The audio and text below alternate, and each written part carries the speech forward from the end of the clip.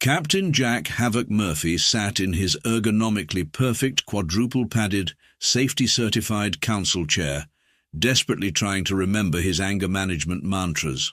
The chair, like everything else in the Galactic Council chambers, had been specifically designed to prevent even the slightest possibility of discomfort or injury. It was about as comfortable as being hugged by an over-enthusiastic marshmallow.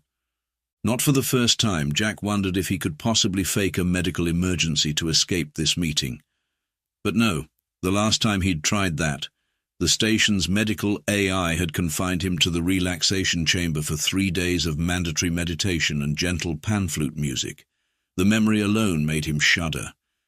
Ambassador Bloop Bleep, a translucent mass of blue jelly with important-looking bubbles floating through their body, was giving yet another presentation about the dangers of unrestricted walking speeds in council corridors. Their voice, translated through the council's universal translator, somehow managed to sound both patronizing and worried at the same time. And so, esteemed colleagues, we must consider implementing a maximum bipedal locomotion rate of 2.3 standard units per time segment. Our studies show that anything faster could lead to unnecessary elevation of cardiovascular activity and potentially dangerous levels of perspiration. Jack raised his hand, following the Council's mandatory safe gesture protocol. Slow movement, palm flat, fingers together, absolutely no sudden motions that might startle the more sensitive species. Security Chief Kirk, an 8-foot-tall arthropoid whose species had somehow evolved to be terrified of literally everything, clicked his mandibles nervously. The Deathworlder wishes to speak. All non-reinforced species, please activate your protective fields. Thank you, Security Chief, Jack said, keeping his voice carefully modulated to avoid triggering anyone's trauma sensors. I would like to point out that humans have been walking at variable speeds for our entire evolutionary history, without causing any major galactic catastrophes. Ambassador Bloop Bleep rippled in what Jack had learned was their equivalent of a condescending smile. Ah, yes, but you must understand, dear primitive colleague, that was on your death world.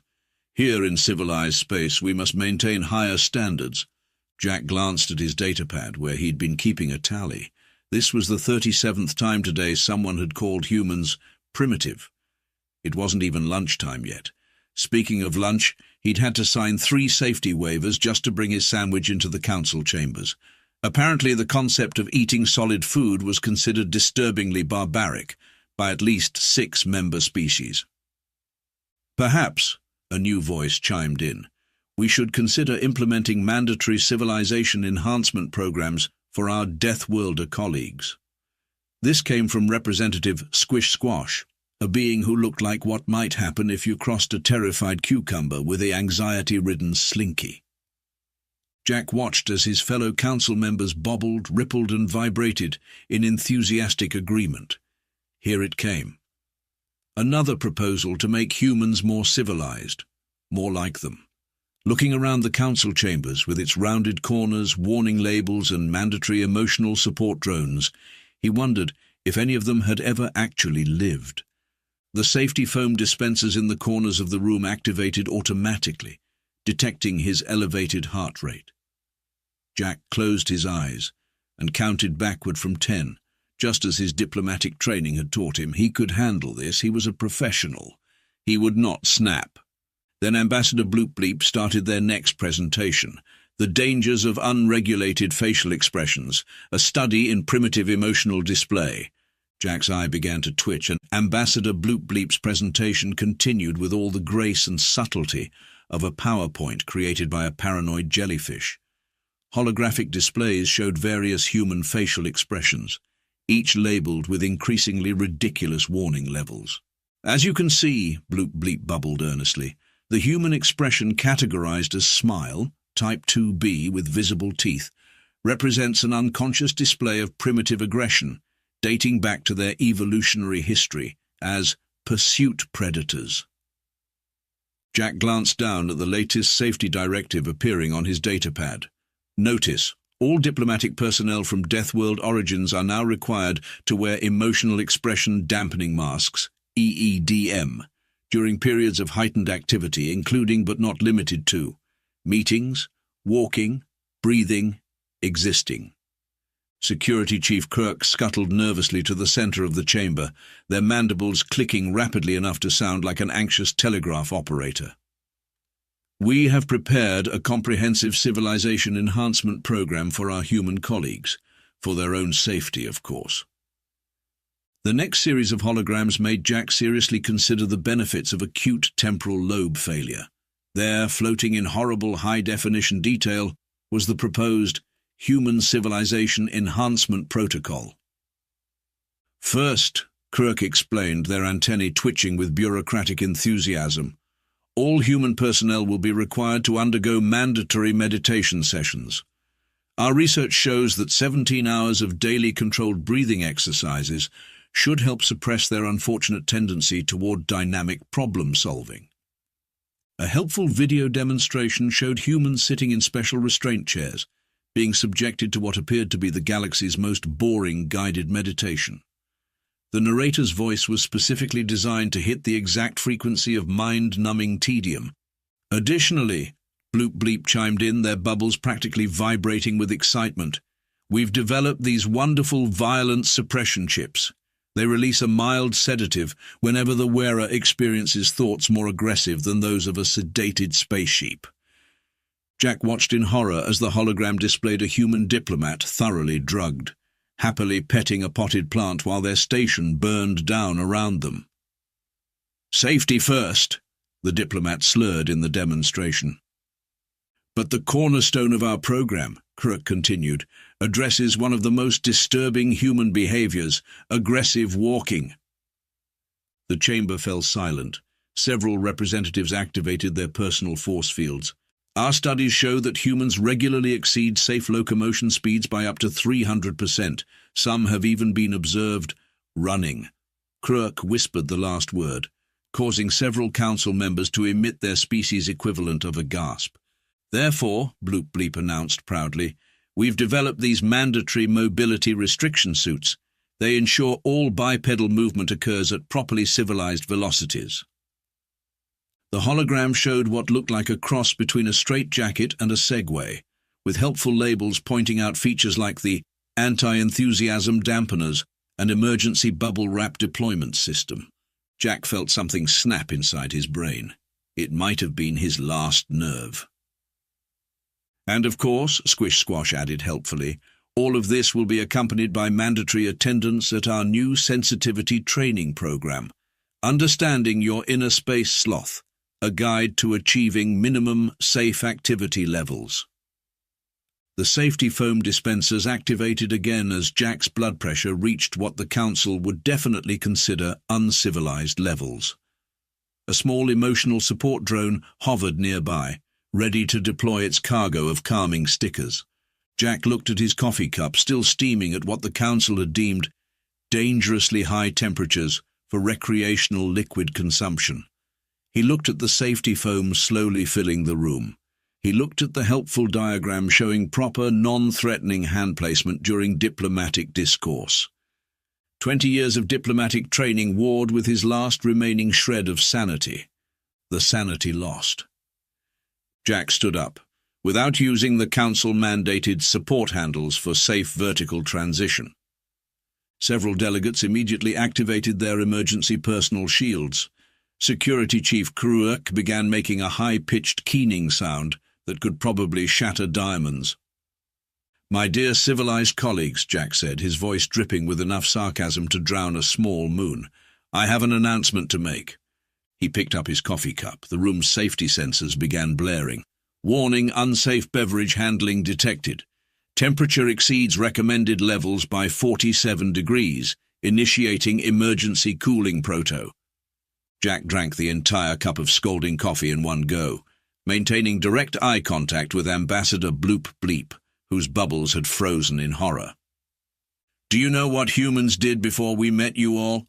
Jack asked conversationally, crushing the disposable cup in his hand.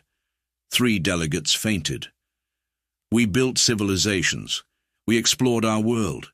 We went to space, and we did it all without emotional support drones or mandatory safety foam." He began pacing the chamber at an unsafe velocity. Yesterday I had to attend a 4-hour safety briefing about the proper way to use a stapler. A stapler! The recommended procedure involved 2 safety officers, a containment field, and a written petition to the Council of Office Supply Safety. Representative Squish Squash had turned an interesting shade of puce and appeared to be trying to hide behind a potted plant. The plant, being safety certified, was made of memory foam. "You want to know what primitive looks like?" Jack reached into his pocket and pulled out an unauthorized writing implement, a pencil with an actual point. Several security alerts began blaring simultaneously. "Captain Murphy," Krark screeched, "please place the Class 3 sharp object in the designated containment unit. Think of the children." There weren't any children in the council chamber, but that had never stopped Krark before. "Watch this," Jack said, and began writing on an actual piece of paper. Not the council's approved ultra-safe digital interactive surface tablets. Paper, made from trees. The horror in the room was palpable. But that's not renewable," someone shrieked. "Oh, it gets better." Jack strode to the center of the chamber. "Did you know humans used to play sports? For fun? With actual physical contact?" He pulled up a historical video on the main display screen. A football game. The council chamber erupted in chaos. "They're running without cause," Bloop Bleep burbled in distress. "Intentional collision with inadequate padding." Krurk's exoskeleton was rattling like a maraca in an earthquake. "Is that grass, unsterilized grass? This from a species that lived in perpetually sanitized bubbles." "And here's the best part," Jack continued, now grinning like a maniac. "We still do all of this. We just pretend we don't to make you comfortable. But you know what? I'm done pretending." To demonstrate his point, he began juggling 3 styluses, without a safety net, without filing the proper documentation, without even a risk assessment form. "Captain Murphy," Ambassador Bloop Bleep pleaded, "please think about what you're doing. Think about the insurance premiums." "Oh, I'm thinking," Jack replied, catching the styluses with unnecessary flourish. "I'm thinking about how humans have spent the last decade tiptoeing around this station like we're made of glass, while our own children back home are learning parkour and eating street food of questionable origin." He walked to the council's snack table, the one with individually wrapped, sanitized, safety-certified nutrient cubes, and pulled out his lunch, an actual sandwich, with multiple ingredients, some of them raw vegetables. The room's hazardous material detection system went into complete meltdown. "Is that unprocessed plant matter?" someone whispered in horror. "Tomatoes," Jack confirmed, taking a large bite. "And they're not even organic." The last part was a lie. The tomatoes were absolutely organic, but he figured the council had suffered enough shock for one revelation. Besides, he was just getting started. 3 more emotional support drones zoomed into the chamber, their calming sticker dispensers working overtime. Jack swatted them away like flies, causing Security Chief Krurk to actually molt in distress. "Now then," Jack said, brushing sandwich crumbs off his uniform with deliberately aggressive motions, "let's talk about these new safety protocols of yours." The news of Jack's Deathworlder rampage spread through the station faster than a safety violation report, which, given the station's bureaucracy, was really saying something. "Code Burgundy 7 Alpha. Unsafe behaviors detected in Council Chamber 3. This is not a drill. Repeat, this is not a drill." The station's AI announced in what it probably thought was a soothing voice. "All non-Deathworlder species, please proceed to your designated comfort zones." That's when Lieutenant Dana Chaos Thompson, who had been stuck in a 4-hour mandatory course on safe methods of digital file organization, heard the commotion. She took one look at the security feed, saw Jack demonstrating proper Earth-standard jumping jacks to a horrified audience, and made an executive decision. "Finally," she muttered, ripping off her council-mandated velocity control ankle monitors. "Hey everyone, the humans are done being civilized." The reaction among the station's human population was immediate and enthusiastic. Years of pent-up normal human behaviors burst forth like a champagne bottle that hadn't filed its pressure release permits. In the hydroponics bay, Dr. Mike Rodriguez started actually running on the mandatory slow-walking track. 3 environmental monitors short-circuited simultaneously. In the cafeteria, Chief Engineer Pat O'Reilly ordered coffee at its original temperature, not the council-mandated, barely above room temperature setting. The coffee machine's safety protocols initiated a self-destruct sequence in protest. But it was Lieutenant Thompson who really kicked things into high gear. She burst into the council chamber through the emergency exit, causing 17 different alarms to activate, and immediately began performing what could only be described as interpretive parkour. "Lieutenant!" Security Chief Clark screamed, all 8 legs waving in distress. "The safety protocols! The insurance liability!" "Watch this!" Thompson called out, running straight up a wall, pushing off into a backflip and landing on top of a filing cabinet. The filing cabinet, never designed for such unauthorized vertical utilization, immediately filed a complaint with station management. Ambassador Bloop Bleep had turned a concerning shade of green and appeared to be stress-dividing into 2 separate entities. "Please," they burbled weakly, "at least fill out a high-risk activity notification form." "Oh, we're way past forms," Jack announced, having graduated from jumping jacks to demonstrating burpees. "Dana, show them the thing." Thompson grinned and pulled out something that made every safety sensor in the room go haywire. A yo-yo, an actual physical yo-yo with string and potential for rapid, unpredictable movement. "Around the world," she called out cheerfully, sending the yo-yo spinning in a wide arc. Several council members tried to evacuate, but found themselves trapped by their own safety protocols. The emergency exits required a minimum of 3 forms and a safety officer's signature to operate. The station's AI was having what could only be described as a digital nervous breakdown. Multiple unauthorized recreational objects detected, unsafe velocity readings in excess of civilized parameters, unscheduled acrobatic activities. That's when the rest of the human delegation arrived. All 23 of them, each one demonstrating a different uncivilized human activity. Someone was doing cartwheels. Another person was solving a Rubik's Cube without proper puzzle manipulation permits.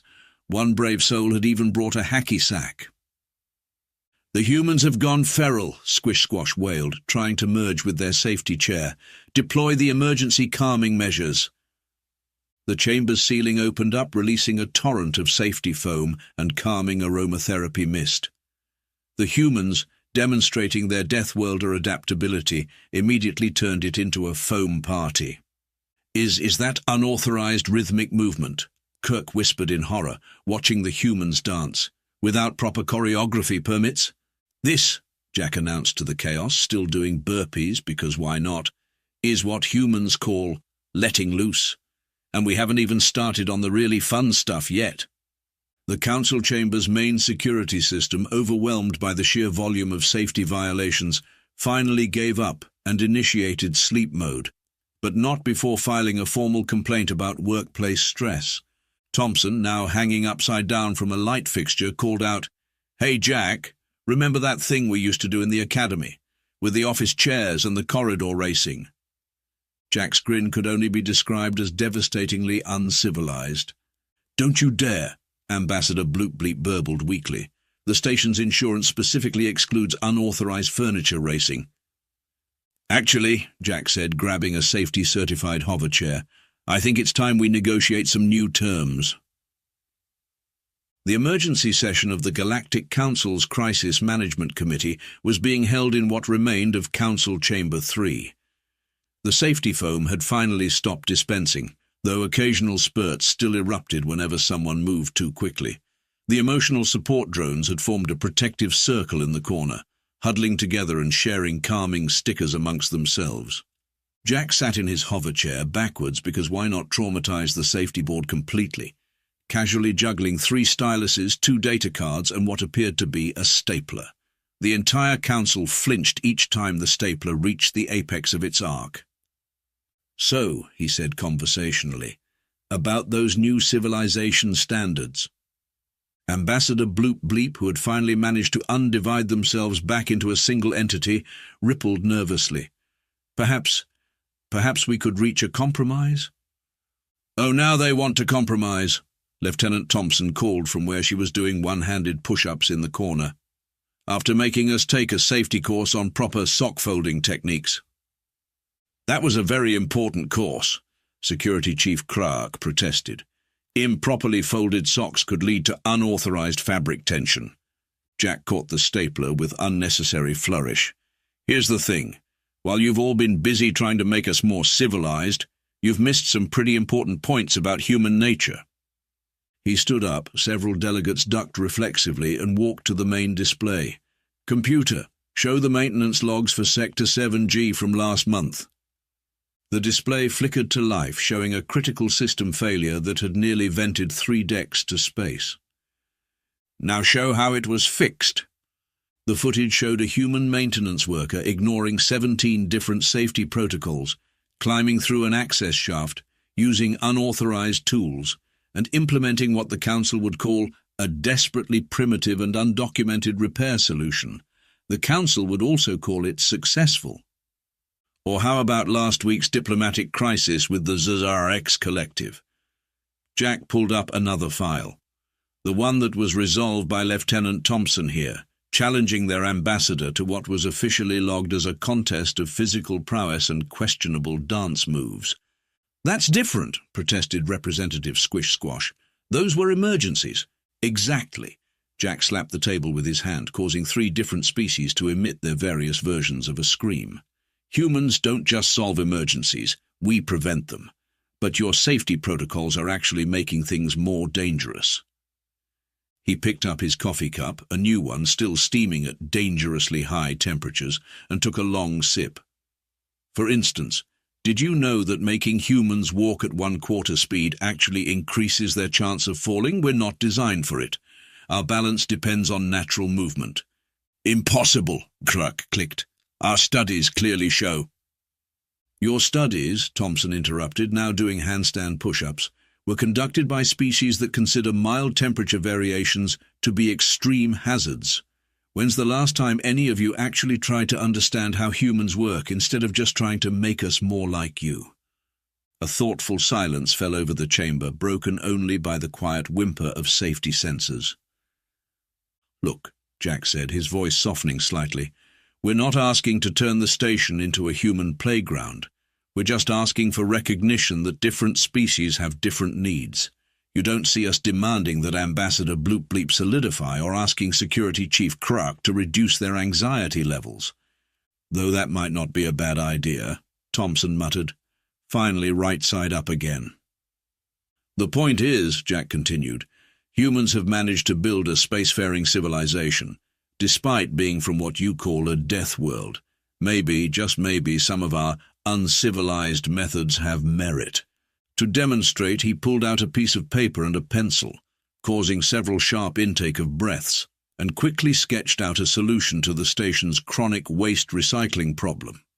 The solution involved what the Council would consider an alarming number of moving parts and minimal safety redundancies. It would also work perfectly.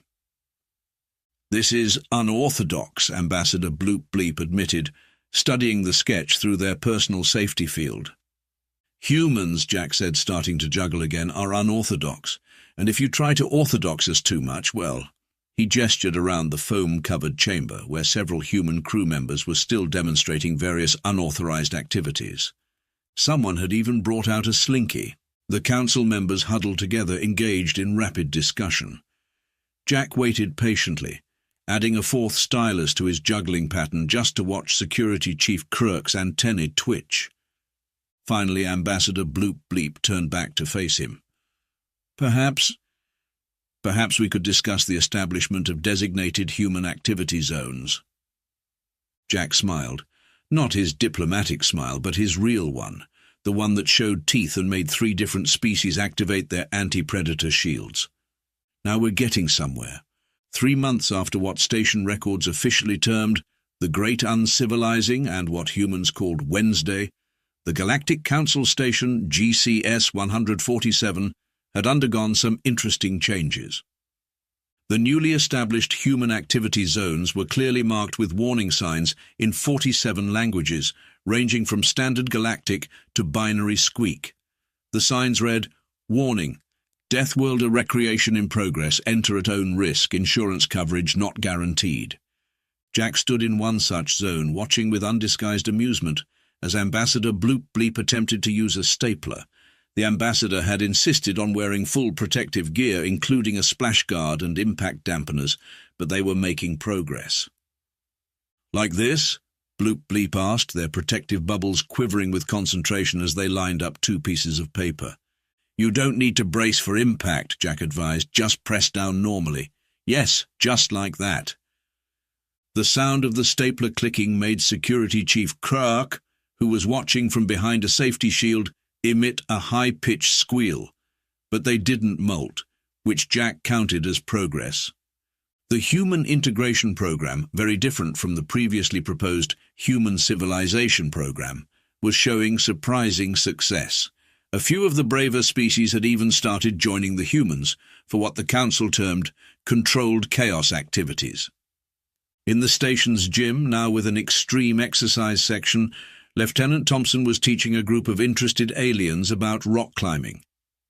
The fact that the climbing wall was only 3 meters high and surrounded by 2 meters of safety foam didn't diminish their enthusiasm. "Remember," she called out to a tentacled alien slowly making its way up the wall. "It's okay to move more than one appendage at a time. The safety foam will catch you." The station's cafeteria now had a human temperature section, where beverages could be served at their original heat levels. A small but growing number of aliens had started experimenting with warm drinks, though most still insisted on signing a liability waiver first. Even the station's AI had adapted, though it still added safety warnings to everything. Warning: humans approaching at natural velocity had replaced the previous emergency. Unsafe bipedal transportation speed detected. Jack's office, like all human workspaces, now had a sign reading, "Warning, this area contains multiple Class 3 sharp objects and high-temperature beverages. Enter at own risk." He'd added a smaller sign below it, "Yes, the coffee is supposed to be that hot." "Captain Murphy," Ambassador Bloop Bleep called out, successfully stapling their 3rd document of the day, "I believe I'm ready to attempt paperclip usage." "Let's not get ahead of ourselves," Jack said kindly. "Remember what happened when we tried to introduce rubber bands too quickly?" The incident in question had resulted in 3 emergency containment procedures and a 2-hour session with the station's trauma counselors. The rubber band had been safely disposed of in a maximum security containment unit. Security Chief Kirk, showing unprecedented bravery, had emerged from behind their shield and was cautiously approaching the stapler.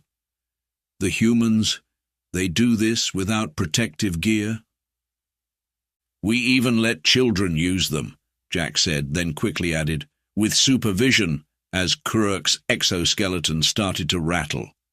And in the corridor outside he could hear the sounds of the station's first authorized human-style sports league practice session. They were playing a heavily modified version of basketball with mandatory padding and velocity restrictions, but it was a start.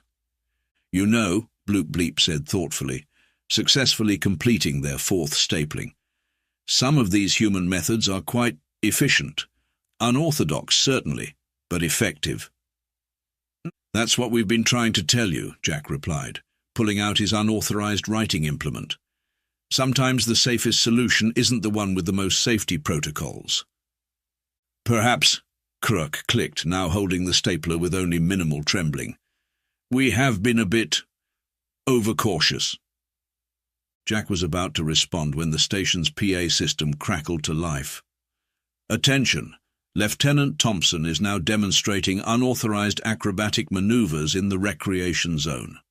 All interested observers, please ensure your safety fields are activated. Emotional support drones are standing by." "Want to go watch?" Jack asked his alien colleagues. "I heard she's teaching backflips today." Bloop Bleep's bubbles rippled with what might have been excitement. "Could we observe from behind the safety barriers?" "Of course," Jack said graciously. "Baby steps." As they headed toward the recreation zone, Jack caught sight of his reflection in a viewport. He was smiling, a full, unrestricted, probably still technically illegal smile. Behind him, a small group of aliens followed, each clutching their safety waivers but moving just a tiny bit faster than regulation speed. Progress, he thought, comes in many forms. Sometimes it's a giant leap forward. Sometimes it's teaching a gelatinous alien how to use a stapler.